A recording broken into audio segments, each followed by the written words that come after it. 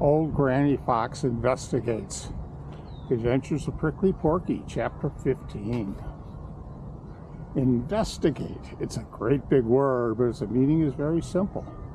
To investigate is to look into and try and find out all about something. That's what old Granny Fox started to do after Reddy had told her about the terrible fright that he had up at the hill where Prickly Porky lives. Now, old Granny Fox is very sly and smart and clever, as we all know. Compared with her, Reddy Fox is almost stupid. He may be as sly and smart and clever someday, but he's got a lot to learn before then. Now, if you had been Reddy, who was going to investigate, he would have gone straight over to Prickly Porky's hill and looked around and asked sly questions, and everybody whom he met would have known that he was trying to find out something. But old Granny Fox did nothing of the kind. Oh my, no. She would have been hunting her dinner as usual and didn't appear to be paying the least attention to what was going on around her. With her nose to the ground, she ran this way and ran that way, as hunting for a trail. She peered into old hollow logs and looked under little brush piles. So in course of time, she came to the hill where Prickly Porky lives.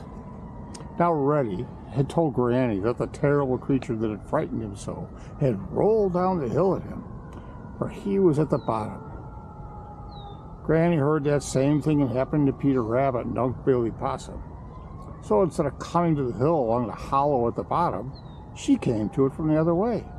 If there's anything there, I'll be behind it instead of in front of it, she thought shrewdly. As she drew near where Prickly Porky lives, she kept her ears and eyes wide open, all the time pretending to pay attention to nothing but the hunt for her dinner. No one even ever guessed that she was thinking of, or anything else. She ran this way and that way all over the hill, but nothing out of the usual did she see or hear, excepting one thing. She did find some queer marks down on the hill. As something might have rolled there. She followed these down to the bottom, but they disappeared. So she was trotting along the little path through the green forest, and she met Uncle Billy Possum. No, she didn't exactly meet him, because he saw her before she saw him, and he promptly climbed up a tree.